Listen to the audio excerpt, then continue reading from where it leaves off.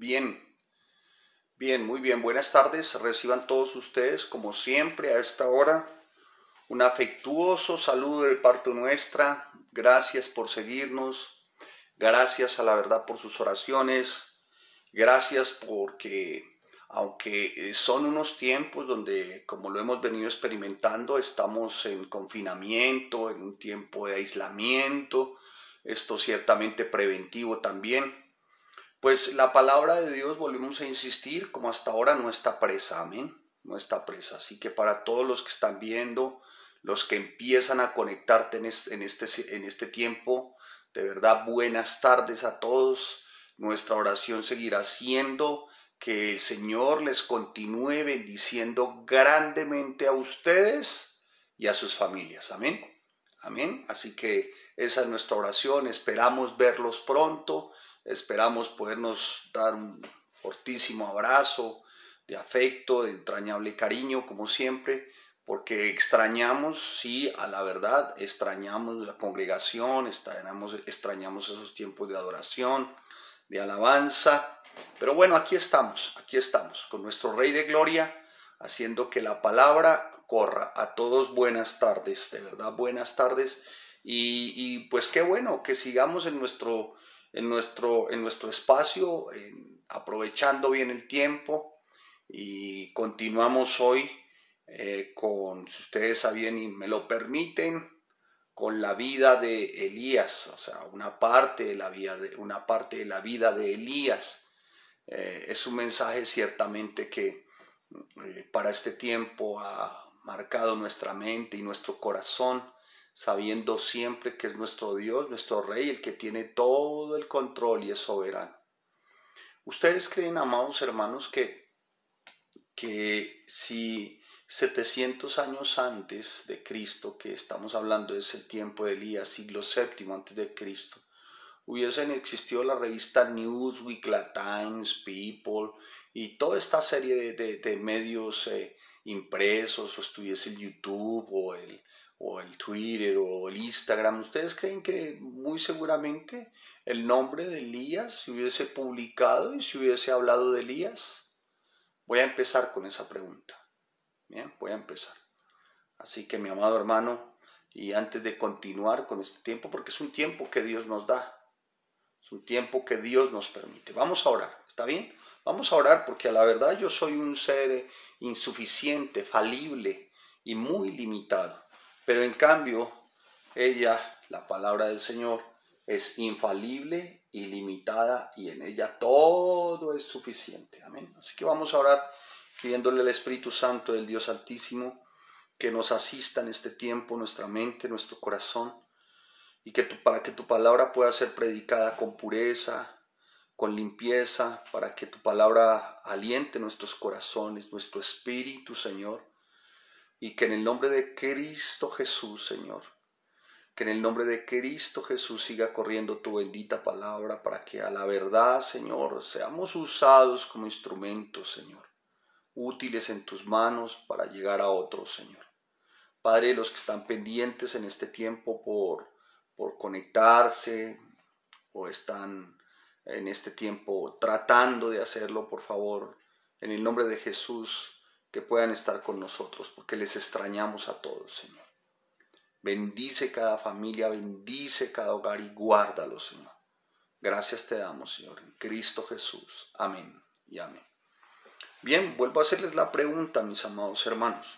¿Ustedes creen que si hace siete siglos antes de Cristo hubiese existido la revista Newsweek, Times, People, no sé, y todos estos medios que vemos de publicidad, ¿ustedes creen que la vida o el personaje de Elías hubiera salido a relucir? Vamos a ver la respuesta de esta pregunta seguramente al final. Espero no se me pase responderla. Bien, estábamos muy juiciosa y cariñosamente en la escritura y estábamos en el Antiguo Testamento, ¿recuerdan ustedes? ¿Sí? Estábamos en el capítulo 17 de Primera de Reyes y estábamos viendo a un gran personaje, profeta Elías, Tisbita. Y estábamos viendo allí, vimos en ese capítulo 3, lo dimos en tres partes, la primera parte donde Elías es llevado, ¿se acuerdan? En la primera parte donde Elías es llevado a hablarle a Acab y a decirle a Acab, ciertamente no va a llover. Acab ciertamente no va a llover. Y Acab tiene que salir de allí y parte para un arroyo, para un lugar llamado Kerit. Y dimos, el significa solas, a solas, sin nadie. O sea, él solo, ¿no? Y después fuimos y termina su tiempo por Kerit, porque dice la palabra que el arroyo se seca. Va entonces Elías y escucha la voz del Señor, ya el Señor lo conoce todo, ¿m? El Señor lo sabe todo, ¿sí? Y él no se ha olvidado de Elías, sin embargo le dice a Elías, escuche lo siguiente, dice Elías, levántate y vete a Sarepta, o sea, el Señor sabía dónde estaba Elías, iba a Sarepta, Sarepta no los nombres de la Biblia nos dan ciertas indicaciones que son bien especiales para poder entender un poco más la escritura. Sarepta significa lugar de fundición, ¿sí? Tal vez, como se lo dije en su momento, muy seguramente allí funcionaba una planta de fundición. No lo tenemos la certeza, pero pareciera por el nombre que Sarepta hace referencia a ello. Bien, va a Sarepta, en Sarepta el Señor le dice que va a haber una viuda, que lo va a sustentar, justo él llega y a las puertas de la ciudad encuentra a la viuda, una viuda que recogía leña, que solamente tenía en ese momento harina y aceite solamente para ella y su muchacho, y el profeta le dice, mire, ¿sabe qué? Tráigame agua y aparte de eso hagamos una torta, y ella, ¿cómo es posible? Solamente tengo para mí, para mi hijo, vamos a morir de hambre. Le dice, bueno, haz como yo te he dicho. Ella obedece. ¿Por qué obedece? Porque ella ciertamente, como lo hablamos en su momento, nada más impactante que la vida de alguien sirva de ejemplo para obediencia. Te lo explico, tú no puedes hablar de obediencia cuando muy segura de obediencia a otros o influenciar a otros con obediencia cuando en tu vida no la ha habido. Pero cuando en tu vida la ha habido, a pesar de la circunstancia, de la situación, de los momentos adversos, tú puedes hablar ciertamente con autoridad y en el espíritu de obediencia y de sujeción, hermanos. Entonces, no va a ser complejo que alguien te siga, no va a ser complejo que alguien crea la palabra del Señor, no va a ser complejo que alguien se ajuste a los principios y a las verdades bíblicas. Pues le ocurrió a la viuda, le creyó. Dice que al comienzo pues sintió algo de temor, pero le dice no temas, y citamos un texto en Isaías 41:10 y citamos otro texto que hablaba de que estamos en su mano. ¿Se acuerdan que estamos en su mano? ¿Sí se acuerdan del texto? Muy bien. Pues muy bien, mis amados hermanos. Continuando con ello, después dice la palabra que Elías hayan ciertamente suficiente alimento, dice para todos los días. O sea, de una forma realmente milagrosa, lo que vimos fue que fe y obediencia son una fórmula para que los milagros ciertamente ocurran en la vida de cada persona. Tú eres un hombre de fe, una mujer de fe, pero también obedece los principios, los preceptos. Pues la mano del Señor no se hará esperar a favor tuyo, en cualquier índole, en cualquiera de tus áreas, espiritual, emocional, financiera, en tu área moral, en cualquier área, el Señor va a estar ahí. Entonces el Señor no es ajeno a las circunstancias en cuanto a fe y obediencia se refiere de parte de Elías y de la viuda. Y es así como ellos preparan por muchos días, dice la palabra. Yo les decía, pues maravilloso ellos que se acostaban y al otro día abrían los ojos y encontraban que ni la tinaja y la botella tenían aceite y harina al full, a lo que daba. Maravillosamente comían milagrosamente tortas, y qué gran bendición, hermano, podernos levantar como esta mañana, abrir nuestros ojos y saber que la tinaja, saber que el frasco, saber que la alacena, el Señor tiene cuidado de cada uno.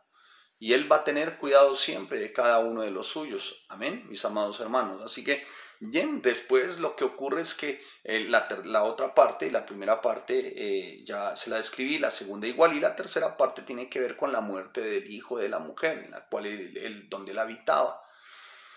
Bien, él otra vez, una vez más acude al Señor.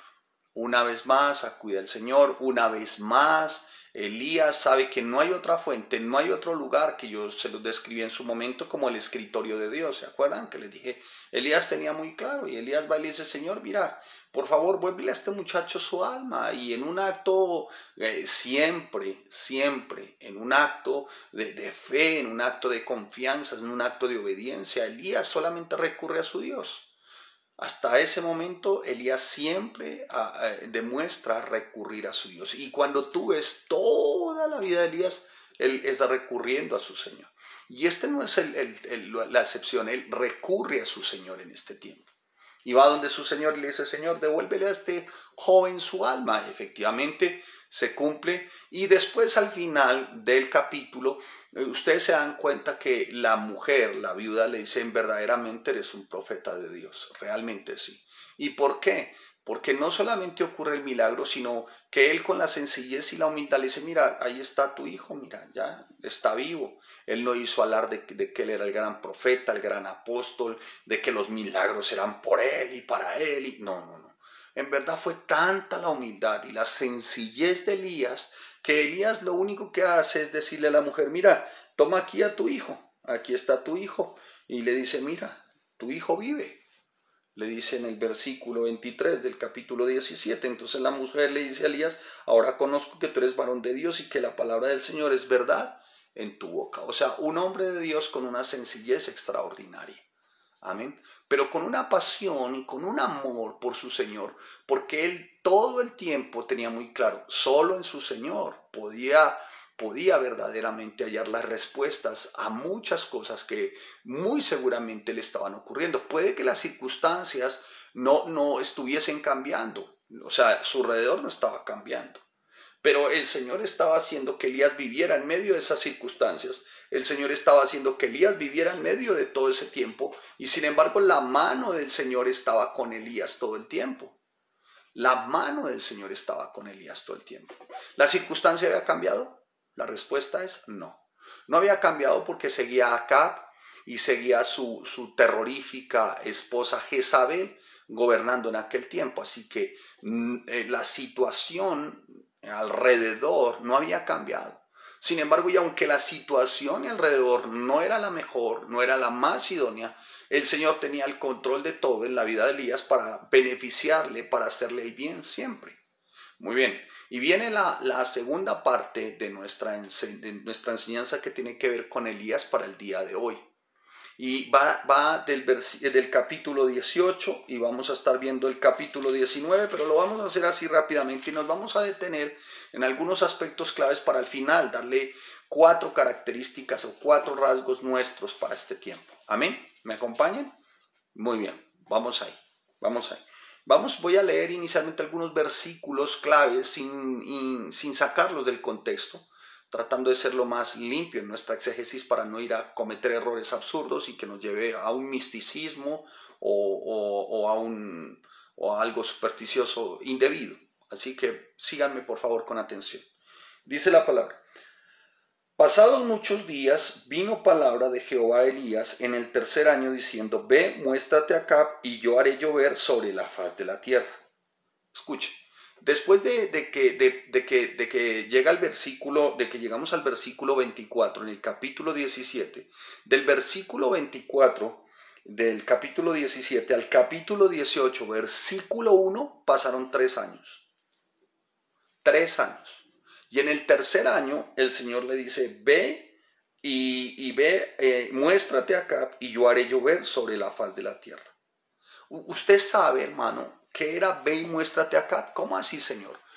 Primero voy y le digo a Acab que no va a llover, ¿no? Usted sabe lo que implica el no llover en una región dedicada ciertamente a los temas de agricultura, a los productos ciertamente, a los frutos de la agricultura. ¿Usted sabe lo que se imagina eso? O sea, sequía por ese tiempo.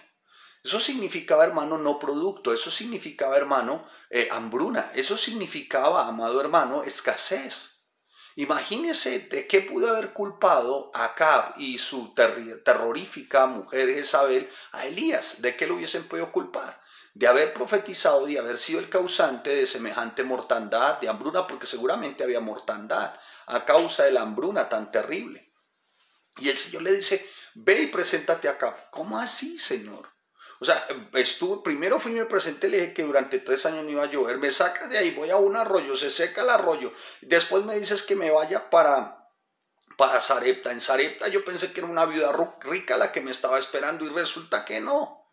Y ahora que estoy cómodo, que estoy tranquilo, que veo todos los días que la tinaja está en su nivel y el frasco de aceite está en su nivel y pues estoy arrimado, pero tengo donde vivir, estoy tranquilo. Ahora me estás diciendo, Señor, que me vaya para dónde, que vayas y te presentes a donde acá. Y si tú ves, esa hubiese podido haber sido la pregunta de Elías. ¿Pero por qué, Señor? No, Elías sencillamente dice la palabra que él fue pues Elías a mostrarse acá, versículo 2 del capítulo 18. Él no increpó al Señor, no lo cuestionó, no murmuró, no criticó, no dijo no me parece, no estoy de acuerdo, tal vez, quizás, es posible. No, él no dijo eso, hermanos. Él simplemente dice, y fue pues Elías a mostrarse acá. Y el hambre era grave en Samaria. ¿Qué hizo? Fue. No cuestionó, no hizo más preguntas, no renegó, no refunfuñó. No, Elías dice que fue. Ahora, ¿saben por qué Elías actuaba de esta manera? Él tenía claro algo. Fe y obediencia siempre hacían que la mano de su poderoso Dios estuviera a su favor. Fe y obediencia hacía que la mano de su poderoso Dios estuviera a su favor. Por eso el subtítulo de nuestra enseñanza hoy, en su mano todo mi refugio. En su mano todo mi refugio. Y los que vieron la pieza gráfica ven una mano poderosa, ¿no, hermano? Una mano, incluso ahí está, de un guerrero con una espada, hermano, como algo inamovible, imbatible, inconmovible, poderoso, hermano. ¿Qué hacía que se moviera esa mano a favor de Elías? Su fe y su obediencia. Amén. Eso era lo que hacía. Y Elías fue, resulta que del versículo 2 de que les leí, después hasta el versículo 16 ocurre una serie de situaciones. Elías se encuentra con con quien puede ser su mayordomo, Abdías, y bueno, ocurre una situación entre ellos, hasta que al final, en el versículo 16, en el versículo 17 dijo, cuando Acab vio a Elías, o sea, hubo un encuentro. ¿Se imaginan ustedes cómo pudo haber sido ese encuentro entre Acab y Elías? ¿Usted se imagina todo el veneno que pudo haber tenido Acab por Elías? ¿Usted se imagina, hermano, lo que quería hacer este Acab con Elías? Porque, hermano, no había nada peor para un rey en la época que la impopularidad. No había nada peor para un rey en la época que quedar en la historia como un inepto, como un inútil, como un bueno para nada. Bueno, eso no ocurre ahora con ciertos personajes, pero en esa época era algo bien vergonzoso, hermanos. Entonces mire lo que dice la palabra, versículo 17. Cuando Acab vio a Elías, le dijo, ¿eres tú el que turbas a Israel? ¡Wow! ¿Eres tú el que qué? Le dice Elías, ¿cómo así? ¿Eres tú el que turbas a Israel? ¿Eres tú, Elías, el que está turbando a Israel? Mire, hoy en Israel, mi amado hermano, se expone en un gran pedestal en la cima del Monte Carmelo una enorme estatua de Elías, con un puñal y él poniendo el pie sobre algún personaje. Y ya van a ver por qué. Escuche. ¿Y saben por qué se recuerda a Elías de esta manera? No tal vez como el gran guerrero y el poderoso guerrero, no. Porque para Elías siempre fue muy importante proclamar el nombre de su Dios. Él siempre, y sabe, viene a mi mente una palabra que dice que él honra a quien le honra. Y mire, desde el siglo 7 antes de Cristo hasta nuestros días, ¿sí? Hoy se recuerda a Elías. Y hoy se recuerda a Elías, imagínense, una foto en el Monte Carmelo, hermanos, ¿no? Entonces se recuerda a Elías. ¿Por qué? Porque Elías siempre tuvo a su Señor. Elías siempre tuvo a su Señor. Siempre, hermanos. Entonces, finalmente, después de 3 largos años, bueno, se encuentran finalmente después de 3 largos años, el Señor le dice, vaya donde Acab. Acab va y de alguna manera entonces se encuentra Elías y Elías le dice, eres tú el que está trastornando Israel, ahí en el versículo 17 que les acabo de leer. Ahora, la forma verbal ciertamente hebrea de lo que significa trastornar es molestar o traer calamidades. ¿Eres tú el que has traído tantas calamidades a Israel? ¿Eres tú? También es una palabra hebrea, el trastornar es una palabra hebrea que puede indicar o apunta hacia el término víbora o serpiente. Entonces le está diciendo, ¿eres tú la serpiente? Parafraseemos. ¿Eres tú la serpiente que viene a molestar y a traer calamidades a nuestro pueblo? ¿Eres tú la vile intrigante serpiente? O sea, imagínense acá lo que sentía por Elías. Él creía que Elías era el causante de la dificultad. O sea, trate usted de imaginarse esa escena por un momento, hermano. Trate usted de imaginarse esa escena. Hambrunas, cadáveres, un montón de situaciones complejas en el país. Y el rey Acab se encuentra con el profeta y pareciera como si éste estuviera echando fuego por los ojos y le lanza una frase, una descripción que es terrible. Le dice, tú, trastornador de Israel, serpiente. ¿Y qué dijo Elías? Ay, no me trate así. No. Piense usted por un momento el valor que tuvo Elías para ir primero donde Acab. Y piense usted en la fe que debió de haber tenido para presentarse en semejante escenario. Sin embargo, ¿sabe por qué se presentó? Le voy a decir. ¿Y sabe por qué la respuesta de Elías después? Se lo voy a decir. Y lo dice la palabra. ¿Sabe por qué? Porque Elías ya había sido entrenado para eso. Elías ya inicialmente le había hablado a Acab. Elías ya había pasado por Kerit. Elías sabía que era Sarepta. Elías ya sabía que era desplazarse, que era confiar en su Señor. Entonces Elías no se amedrentó. Elías no se amedrentó. Mire lo importante, mire lo que dice la palabra ahí en el 18, para que usted me siga ahí muy juiciosamente, si me está siguiendo. Mire cómo le dice Elías en el 18:18. Le dice, y él respondió, yo no he turbado a Israel, sino tú y tu casa paterna, al haber abandonado los mandamientos de Jehová y al haber seguido a Baales. Yo no soy el que lo ha trastornado acá. Yo no. Así usted y la casa de sus papás, que son unos idólatras, que abandonaron los principios, los preceptos del Dios Altísimo. Yo no he sido acá. Ha sido usted acá. Así fue usted. Es usted el causante de todo lo que le está pasando a este pueblo acá. No soy yo. Increíble. O sea, la respuesta del profeta ciertamente es una respuesta de un hombre que solamente tiene su confianza en ¿quién? En Dios. Que sabe, escuche mi amado hermano, que su Dios está a favor de él. Elías le está diciendo, no me eche la culpa por lo sucedido, le dice acá. Y se lo dice con cierto, no le dice ahí, oye, discúlpame, pero perdóname. No. Mire cómo le dice. Le dice el respondió, yo no he turbado, sino tu casa, porque ustedes han seguido Baales. No me eche la culpa a mí, hermano. No me eche la culpa a mí, no, hermano, no me eche la culpa a mí acá.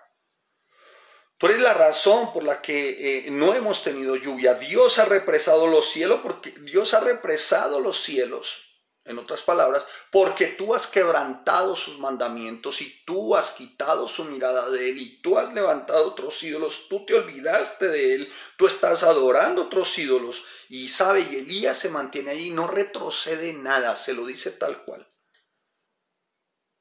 Como diciéndole, ¿sabe qué? Es las consecuencias de su pecado de idolatría. Eso es lo que le está diciendo. Eso es lo que le está diciendo. Él está diciendo, mire, ¿sabe qué? La palabra dice, no tendrás dioses ajenos. Usted los tiene acá. Usted es un idólatra acá. Acá necesitaba saber que por medio del profeta Elías, que no existía sino un solo Dios. Y que ese Dios es un Dios soberano, es un Dios supremo. Acab necesitaba saber por la boca de Elías, boca que usaba a Dios para confrontar el pecado de este hombre y las consecuencias que acarreaba el pecado de este hombre. Hermano, los profetas de la antigüedad no se congraciaban, no intentaban, escuche, congraciarse o ser los bufones de turno para aquellos que se encontraban en pecado. Hay una gran diferencia entre los profetas de la antigüedad y ciertamente lo que hoy tal vez se está enseñando, pero que Dios tenga misericordia de aquellos que no lo hacen y que Dios tenga misericordia de nosotros también. Amén.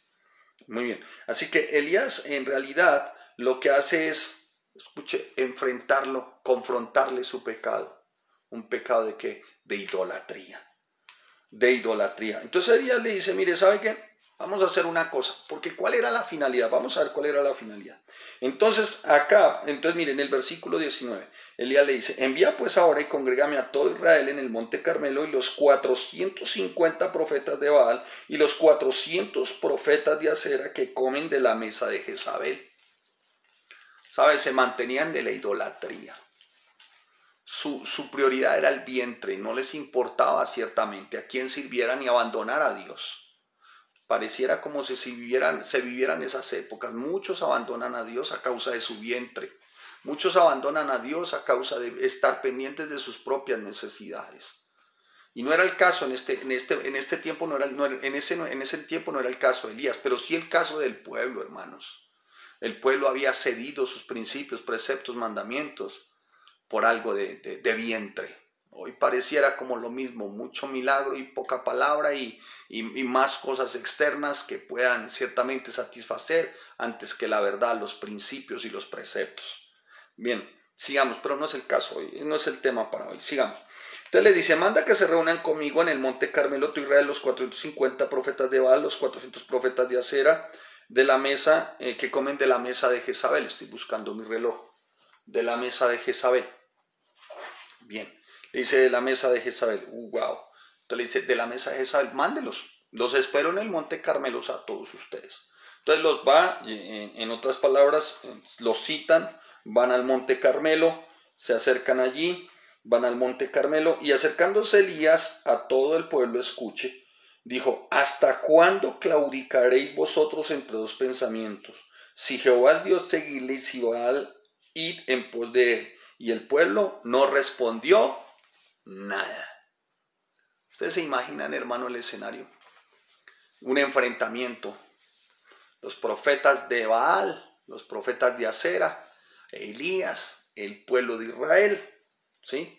Elías va y convoca al pueblo, le dice al pueblo, el pueblo, pues un pueblo que había caído ya en la más absoluta idolatría. Sin embargo, pareciera que entre ellos había todavía algo de no sé, algunos resquicios de pronto de quién era Dios. Pero mientras unos seguían a Acera, otros seguían a Baal, y otros con cierto resquicio podrían seguir a Dios. ¿Por qué les digo esto? Porque al final se acercaron, pero lo hicieron con cierta indiferencia, estaban como vacilantes. Por eso Elías los confronta, le dice, ¿hasta cuándo van a seguir siendo tibios?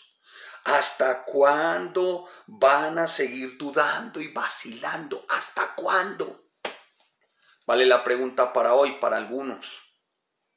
En medio de una circunstancia, una situación adversa, ¿por qué vacilan? ¿Por qué buscar otras fuentes, otros lugares, otras cosas? ¿Por qué? ¿Hasta cuándo ustedes? Ustedes tienen ya que tomar una decisión, les está diciendo Elías. Tómense ya una decisión. Si Baal o el Señor, pero tomen ya una decisión. Pero es que ustedes no pueden decir pueblo de Dios y siguiendo a otros dioses.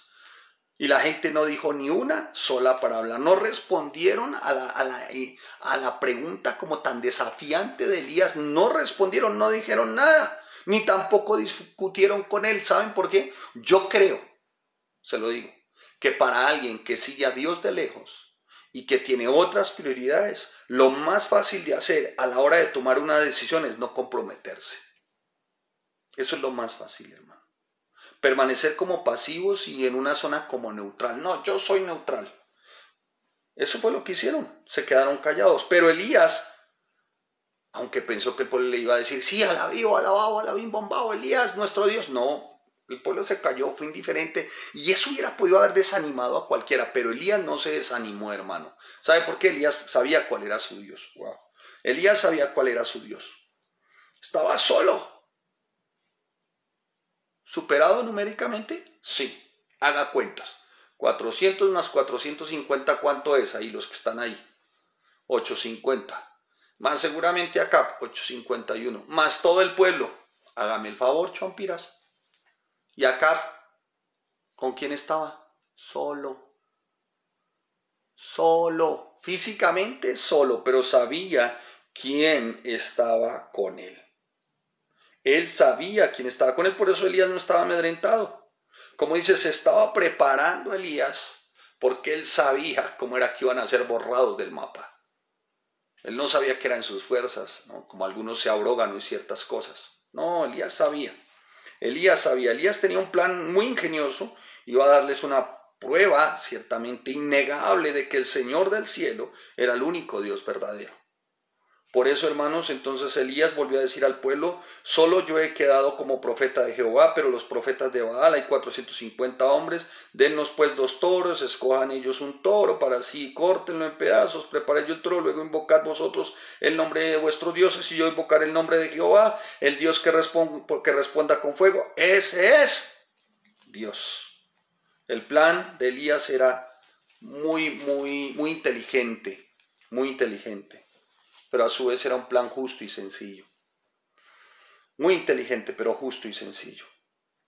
Porque Baal era adorado como el dios del fuego, el dios Baal adorado como el dios del sol,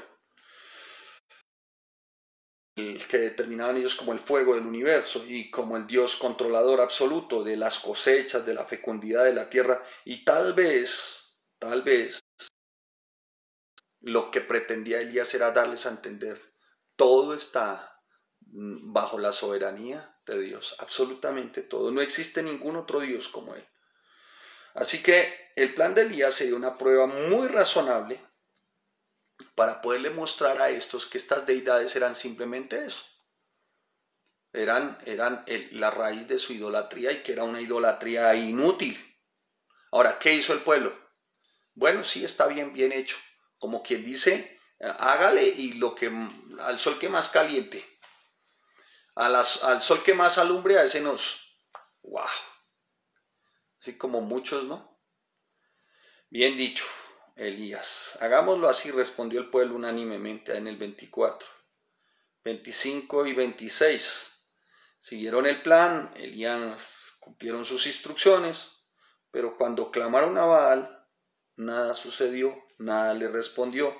Los profetas estaban desesperados, mírelo ahí el 25 y el 26, estaban desesperados, ellos tomaron el buey, les fue dado y lo prepararon.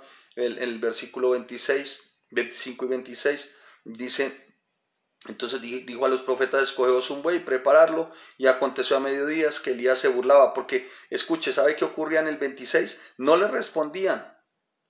No había cómo, no encontraban respuesta.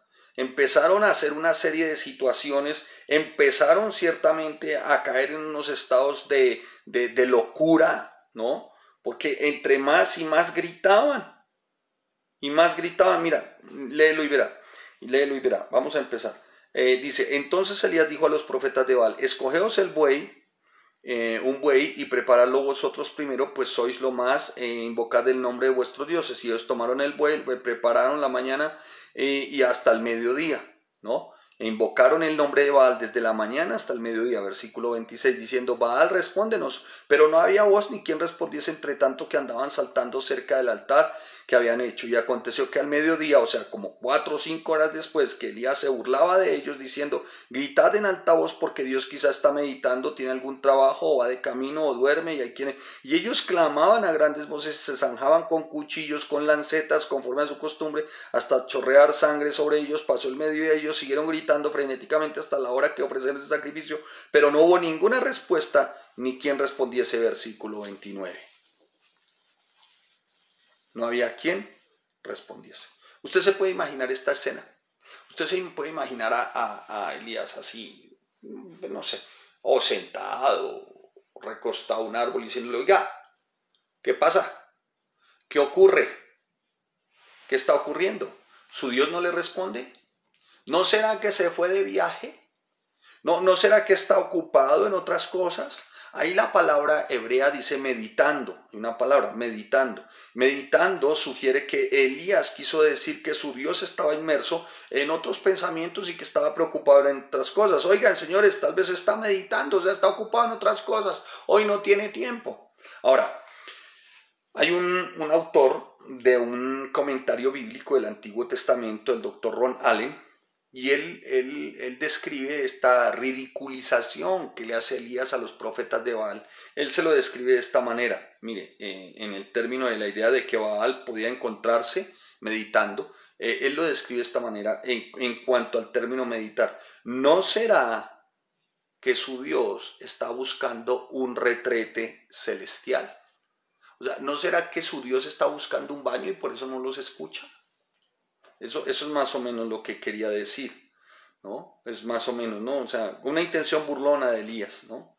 Como diciendo, bueno, mire, su Dios está buscando un baño, ahorita no los va a atender. ¿Sí? Es más o menos, ¿no? Es más o menos lo que está diciendo.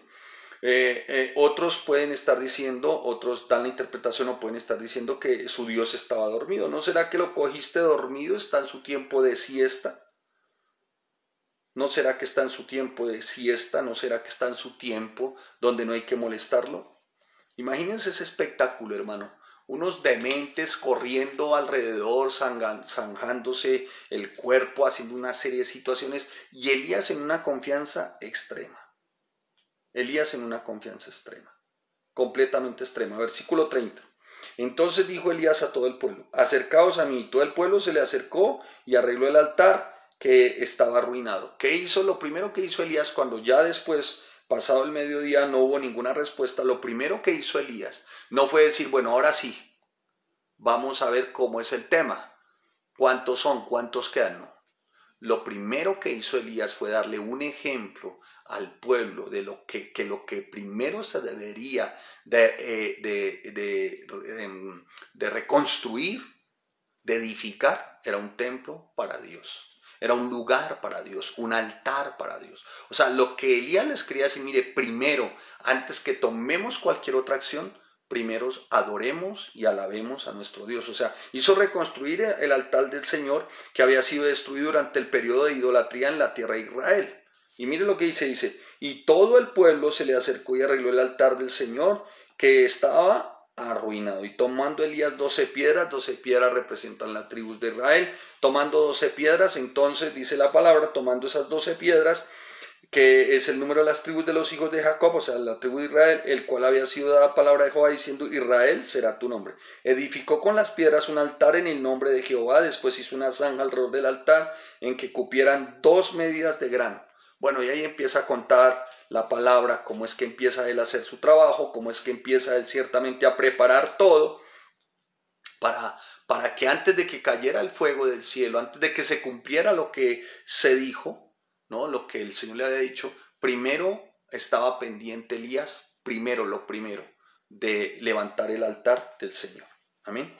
Bien, pero vamos más rápido. Así que después lo que hacen es, bueno, llenan de agua las zanjas, ¿no? Ahora usted me preguntará, pastor, y luego no había sequía. Ay, hermano. Sí, había sequía.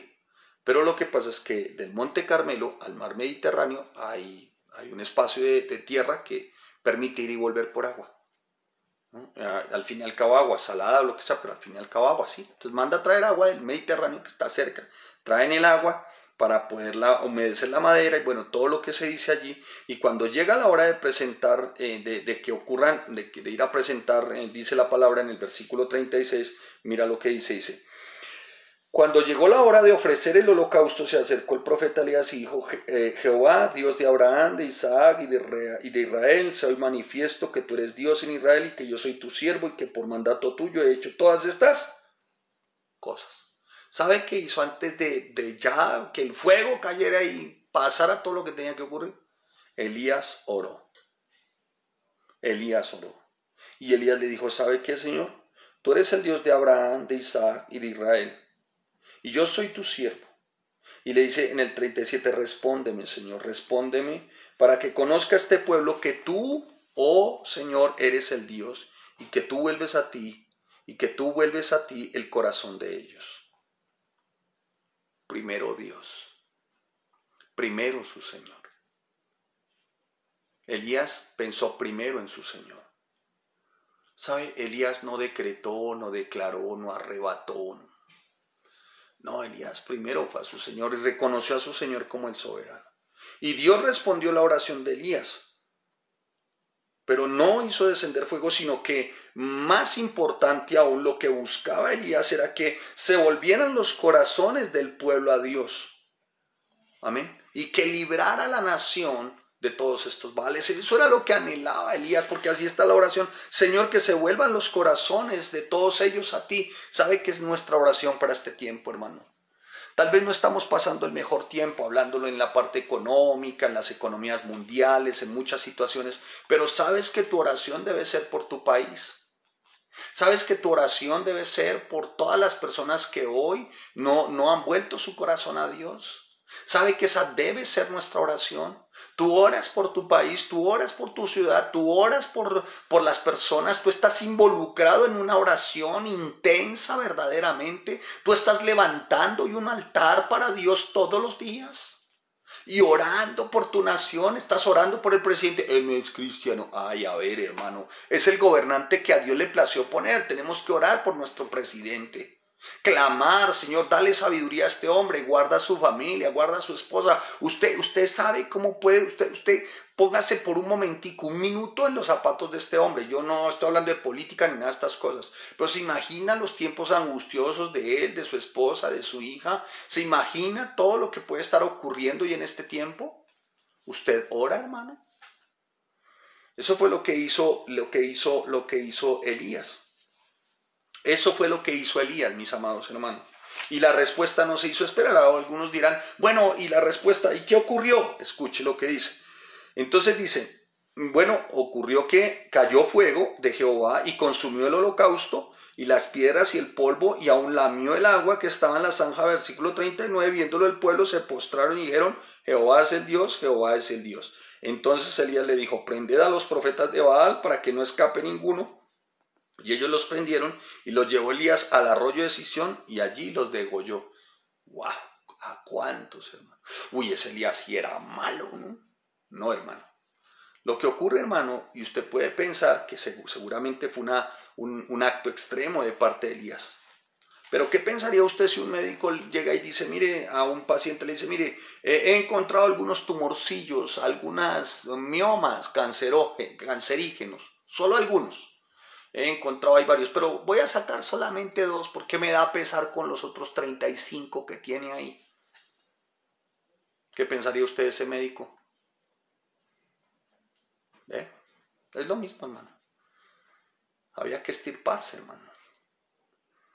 Los profetas de Baal eran en Israel un cáncer inmoral, hostil y contrario a Dios. Elías sabía que tenía que extirpar toda raíz o toda presencia de idolatría que hacía que el pueblo se rebelara y que hacía que el pueblo se olvidara de Dios. Así que, mis amados hermanos, no hay otro momento más propicio como este para seguir orando. Bueno, y los dejo ahí con respecto a Elías. Ya después Elías ora por lluvia, después Elías huye a Oreb. Los dejo hasta ahí. Mis amados hermanos, el tiempo apremia y deme por favor estos 10 minutos para después de lo que les acabo de decir, mis amados hermanos, después de lo expuesto así como tan sencillamente y espero limpiamente.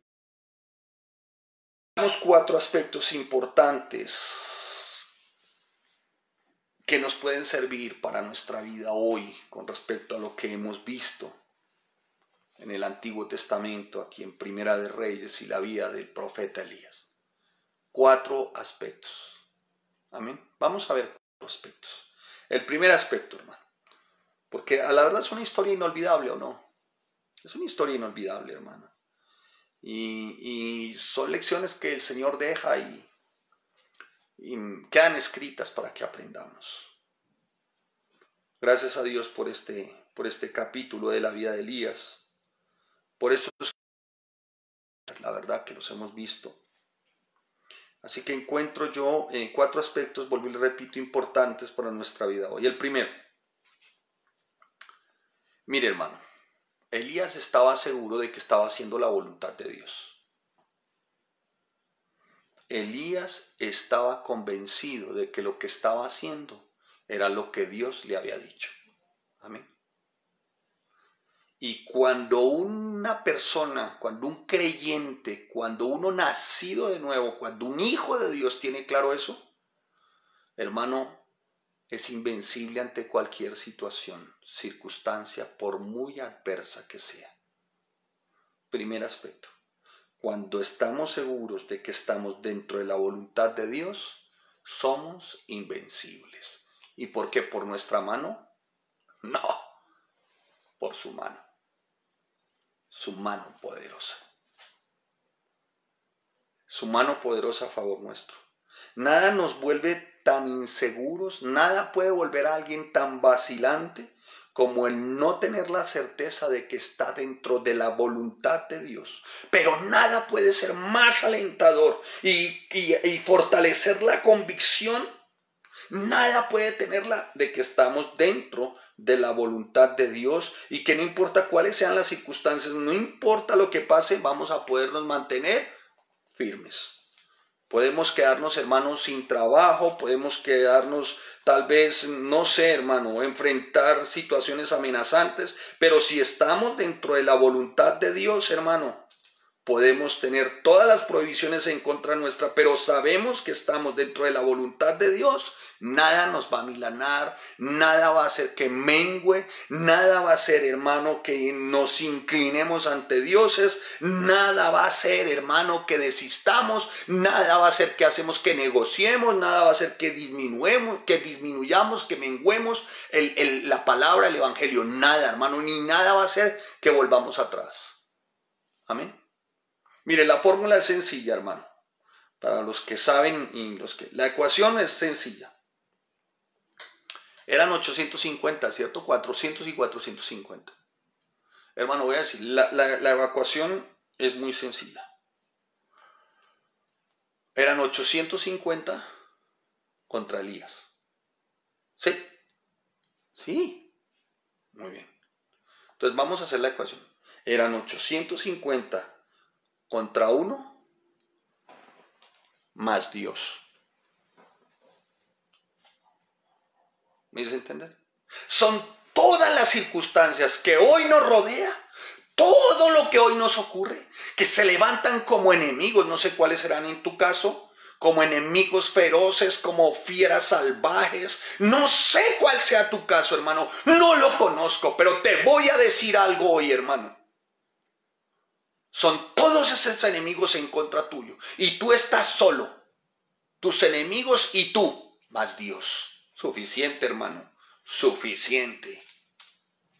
Amén. Amén. Claros, hermano. 850 más 1, más Dios. 850. Todas estas situaciones, no importa, hermano. Pero sabe, más Dios. Si sabemos que estamos dentro de la voluntad de Dios, hermano, voy a decirle algo, no quiero ser jactancioso, pero somos invencibles. ¿Sabe por qué? Porque su mano poderosa es invencible, hermano. Elías no se acobardó en ningún momento.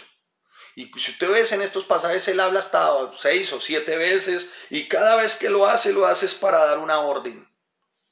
No tartamudeó, no argumentó, simplemente dio las órdenes, sabía quién era su Dios, estaba a la defensiva, estuvo siempre confiado, y cuando tuvo que estar a la ofensiva, estuvo a la ofensiva, sabía dónde estaba parado. ¿Cuál es la palabra que describe esto? Invencible. Hermano, no sé cuál es tu circunstancia, situación hoy, por qué está pasando. Ahora, ¿qué está pasando alrededor del mundo? ¿Dónde nos vayamos? Pero sabes, hermano, que este sea un tiempo más de confinamiento, que sea un tiempo de refinamiento. Amén. Y para que sea un tiempo hermano, de verdad, de buscar de Dios. El segundo aspecto, me quedan, dame 5, me dan 5. Hágame así si me quiere dar 5. Si no, pues bueno, hermano, nos volvemos a ver el próximo. Pero deme 5, deme 5. El segundo de los aspectos importantes que veo de parte de la vida de Elías y que permite Dios que esté escrito para nosotros es que ¿cómo les digo? Un corazón dividido, sí, un corazón dividido, sí, corazón dividido. Es algo, es algo muy perjudicial, hermano. Es algo muy perjudicial. Un corazón dividido es como ya caer en la idolatría, hermano. Mire lo que les dijo, lo que les dijo Elías al pueblo. ¿Hasta cuándo? ¿Hasta cuándo ustedes van a estar vacilando entre dos opiniones? ¿Hasta cuándo usted va y Dios? Le preguntó al pueblo. Ahora, lo más fácil de hacer cuando uno es superado numéricamente o apabullado es permanecer pues neutral. ¿Sí? Pues eran 850 más todo el pueblo, ¿sí? Pues uno lo más fácil es estar neutral, pues estos me van a acabar, ¿no? No les voy a decir nada, ¿no? No voy a hacer nada, mejor los dejo quieticos, no les digo nada, no. Elías mostró su compromiso con el Señor, el pueblo no. Un corazón dividido jamás tendrá un compromiso con su Señor. Un corazón dividido siempre, hermano, escuche, es peligrosísimo, porque el corazón dividido, hermano, cuando llega una circunstancia que no le favorece, y no siempre la circunstancia que favorece es de carencia, sino cuando llega una circunstancia que tú veas que te favorece más, ¿no? Un mejor empleo, mejores finanzas, no sé, otras cosas, tiendes a coger para ese lado, hermano, por un corazón dividido. ¿Y saben por qué? Porque no has desarrollado compromiso, hermano. Y en esa condición vivía el pueblo de Israel. Pero en cambio Elías no. Elías, como estaba comprometido, les decía, ustedes no pueden continuar viviendo más tiempo en esa condición de corazón dividido. ¿Cómo van a decir cristianos y dudando? ¿Cómo van a decir cristiano y buscando otras opciones? Y por eso es que llega el tiempo y se van. Porque ven otras opciones, hermano. Y no digo porque se vayan de la iglesia, no, hermano, porque eso pues, no sé, ahí cómo será cada uno en lo suyo, como dijo Bandullo. Pero puede correr el riesgo, hermano, de verdad de apartarse del verdadero Dios para ir en pos de un Dios que no es el verdadero. Las palabras más duras con respecto a esto fueron dadas por Dios en Apocalipsis en el capítulos 2 y 3, cuando le habla a la iglesia de la Odisea. La razón es muy bien clara, les dice, yo conozco su falta de compromiso, o sea, yo conozco sus obras, pero ni eres frío ni eres caliente, ojalá fueras frío o caliente, porque así como eres de tibio, sabes que te voy a vomitar. Dejen la indecisión, estaba diciendo Elías. O estamos con Dios o estamos contra Él. Y eso fue lo que les mostró Elías en ese momento. No es estamos con Dios o estamos sin Dios, no. O estamos con Dios o somos enemigos de Dios. Tal vez usted conoció a Dios por muchos años, pero no se ha comprometido verdaderamente con Él. Pues hermano, ahora es el momento de cambiar. Para los que nos ven tal vez por primera vez o quieren hacer llegar este mensaje, es momento de cambiar, hermanos.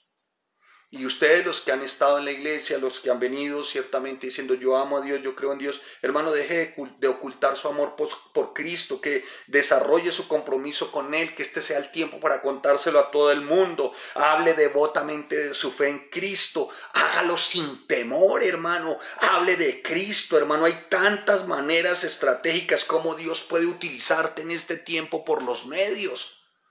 Por cualquier medio Dios te puede utilizar, hermano. Dígalo, hermano.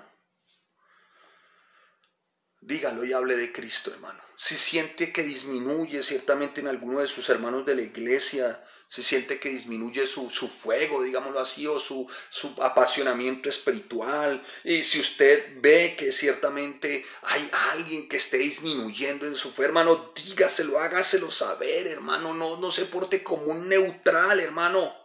La neutralidad en la hora de la decisión es una maldición que acarrea consecuencias muy trágicas. No, yo no me meto en eso allá, cada uno con lo suyo. No, hermano, es Cristo, es la palabra, es Dios.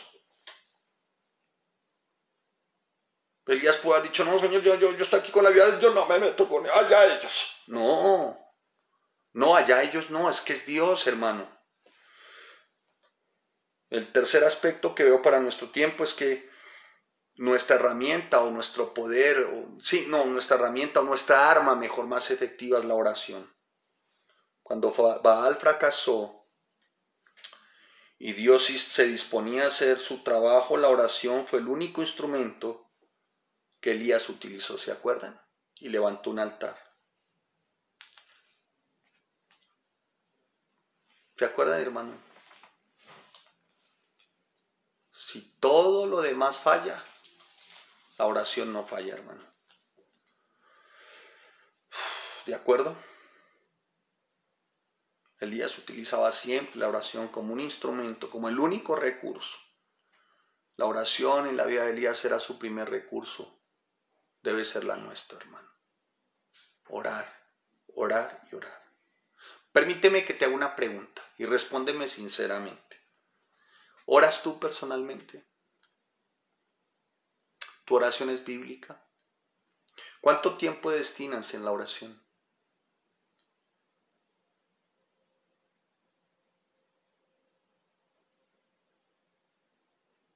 ¿Hablas y oras a la verdad?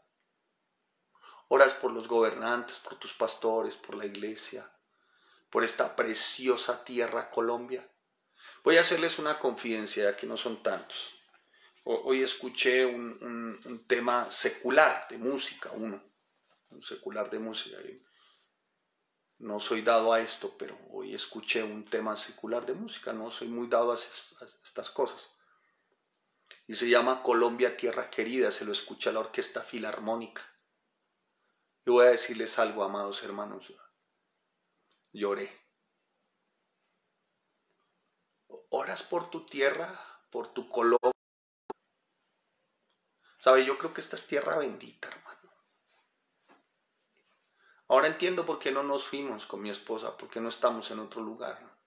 ¿Sabe? Howard Taylor, uy, 4 minutos. Howard Taylor escribió una vez y Howard Taylor dijo lo siguiente: el sol jamás salió en la China durante 40 años sin que Dios encontrara a mi padre. Se lo repito, para los que son tan lentos como yo, para a veces. El sol jamás salió en la China durante 40 años sin que Dios encontrara a mi padre. Esto lo escribió Howard Taylor. ¿Sabes quién es Howard Taylor? El hijo del señor, sí, el hijo de Hudson Taylor, el misionero a China. Y qué bueno que se dijera de usted: el sol jamás salió en Colombia durante 50 años sin que Dios encontrara a mi padre. Qué bueno que eso dijeran nuestros hijos de nosotros. El sol jamás salió en Colombia durante 50 años, ponle, sin que Dios encontrara a mi padre. Qué bueno que eso dijeran de ti tus hijos y tus nietos. La cuarta herramienta: jamás subestime el poder de una vida totalmente en servicio a Dios. Se lo explico, hermano. Jamás tenga en poco tu servicio al Señor. Jamás. Jamás tengas en poco. Tengo que decirle, hermano, a la verdad que servir a Dios vale la pena. Servir a Dios vale la pena. No desistas en tu servicio al Señor, por favor. Por lo que más quieras, no desistas, vale la pena. Tal vez no estés recibiendo lo que quisieras tanto, pero estás recibiendo lo que necesitas tanto. Y hermano, llegado el tiempo, el Señor es bueno, fiel, santo y justo. Amén. Amén. De eso se trata, hermano, de una sana doctrina. Hermano, nunca tengas en poco el servicio a tu Señor. Porque ese servicio a tu Señor, hermano, ese servicio a tu Señor puede influenciar a muchos. Puede ser tu ejemplo en estos tiempos tan tremendos de que tú sirves a tu Señor para influenciar a otros. Yo sé de muchos que estuvieron alrededor de mi vida, hermano, mucha gente, pero solamente recuerdo de 2 o 3 que me influenciaron verdaderamente. En verdad ellos sí influenciaron mi vida verdaderamente. Y esas personas, hermano, que influenciaron mi vida, en mi vida espiritual, emocional, en mi vida con el Señor, esas 2 o 3 personas que me influenciaron, hermano, aún las llevo en mi corazón, hermano. Si tú tienes hoy tiempo, medita en esas personas que te influenciaron. ¿Quiénes han sido tus influenciadores? ¿De quiénes has visto ejemplo? ¿De quiénes has visto ejemplo, hermano, de ese compromiso, de ese servicio activo, de ese amor, de esa pasión, hermano? ¿De quiénes has tenido ejemplo, hermano? Pues ojalá muchos pensaran así de ti, así como tú piensas hoy de aquellos. Y si tienes algunos, hermano, no sé, tal vez tú tienes 2, 3, 4, apúntalos y ora por ellos y dile, Señor, gracias, gracias, Señor. Gracias. Pero así como ellos me influenciaron en mi vida espiritual, o están siendo inspiradores, están siendo mentores, están siendo maestros en mi vida espiritual, Señor, que yo también pueda hacerlo. Que yo también pueda, con el tiempo, Señor, pueda influenciar también a otros por la manera y la forma como otros influenciaron en mí. Qué emocionante debiera de ser, ¿no, hermano? ¿Se imagina que por su dedicación a Jesucristo, hermano, usted sea capaz de influenciar a otras personas en esta semana, en lo que queda esta semana? Imagínese, hermano, ¿no le parece esto emocionante? Que por su dedicación, por su servicio a Cristo, la próxima semana usted influenciará a más personas para llevarlas al conocimiento de Cristo, para desarrollar la fe en Cristo. ¿Le suena esto imposible? Le pregunto. Usted sabe, por lo que acaba de ver, que no lo es. No lo es. Así que, mi amado hermano, si usted ha tenido quien le ha inspirado, si usted ha tenido quien le ha influenciado, ore por esa persona. Pero también ore para que otros estén orando por ustedes, porque ustedes les influenciaron en la fe, en el crecimiento, en la vida cristiana. La Biblia y la historia, hermanos, están llenas de historias de muchos que han dejado marca en otros. Y esto por el servicio y por el amor a Jesucristo. Elías escenificó lo más grandioso, hermano. Tuvo confrontaciones muy grandes. Pero sabe, la confrontación más grande en la vida fue la que tuvo nuestro Dios cuando tuvo que entregar a su amado Hijo Jesús. Y Jesús cambió nuestras vidas. Amén. Jesús cambió nuestras vidas. Ahora bien, esto me lleva al punto interesante y a la respuesta de la pregunta que les hice al comienzo. ¿Se acuerdan? ¿Ustedes creen que las revistas Time, Newsweek, People y todos los medios de comunicación, si hubieran existido al terminar el siglo VII antes de Jesucristo, habrían incluido a Elías como uno de los héroes en sus listas o de los grandes personajes de la historia en sus listas? La respuesta es no. No. Porque escuche, hermano, escuche.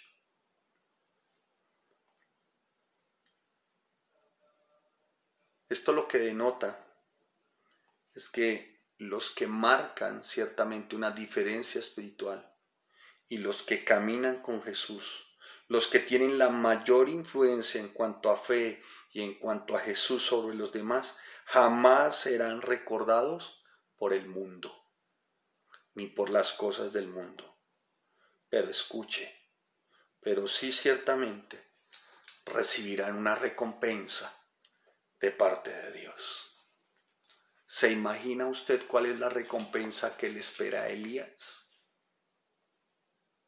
Por un momento imagínese usted sirviéndole al Señor en estos tiempos, confiando en el Señor y refugiándose en su poderosa mano, la recompensa que a ti y a mí nos espera.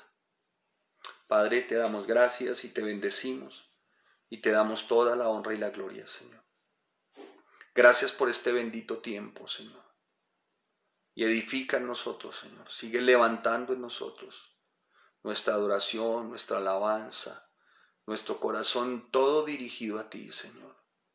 Porque a la verdad reconocemos que nuestro refugio es tu mano. Todo, absolutamente todo está en tu mano poderosa. Gracias por esta bendita lección de este tiempo, Señor. Te damos a ti toda la honra y toda la gloria. Y bendice a cada matrimonio, bendice cada familia, bendice, Señor, a cada hombre y cada mujer, Señor. En el nombre de Cristo Jesús, Padre. Gracias, Señor, Dios nuestro. Amén y amén. Muy bien, hermano. Pues que el Señor les bendiga, no sin antes me despido, sin recordarles sus estudios bíblicos. Por favor, vincúlense. Estamos felices, hermano, contentos de saber que aproximadamente el 90%, hermano, de las personas se están vinculando a los estudios bíblicos inductivos en línea. Así que vincules, hermano, le hacemos un llamado muy especial. Este es un tiempo, hermano, para seguir creciendo, seguir conociendo cuál es nuestro Dios, el Dios de la mano poderosa, el Dios de Elías, hermano. Amén. ¿Quieres ver el poder? ¿Quieres ver la mano del Dios de Elías, hermano? Pues se tiene que notar tu fe y se tiene que notar tu obediencia al estilo de Elías. Así que mis amados hermanos, todos cordialmente invitados, les bendigo desde donde nos ven en varias partes. Quiero contarles que son ya 900 y algo de personas, no sé, no me dieron los datos y vi por ahí 1000 y algo de personas también alcanzadas. Estamos felices, hermano. He visto unos comentarios muy especiales en cuanto a la palabra, así que a todos ustedes que el Señor les bendiga, les guarde y espero verlos pronto el domingo. El domingo nos vemos 9 de la mañana. Confiando en nuestro Rey de Gloria, nos vemos el domingo. Amén. Que el Señor les bendiga. Estoy como en la iglesia, hermano. En la iglesia, todos nos despedimos, en esta iglesia, para los que no saben, aquí nos despedimos hasta 3 y 4 veces. Por ejemplo, en Nidia, que es la esposa del joven David, ella se despide 4 veces. Teresa se despide 8 veces. Y así otras. Aquí me quedaría, hermano, mencionando a tantos hermanos que se despiden y se despiden. Que, wow, eso es contagioso. Bendiciones a todos. Les amamos entrañablemente. Dios les bendiga.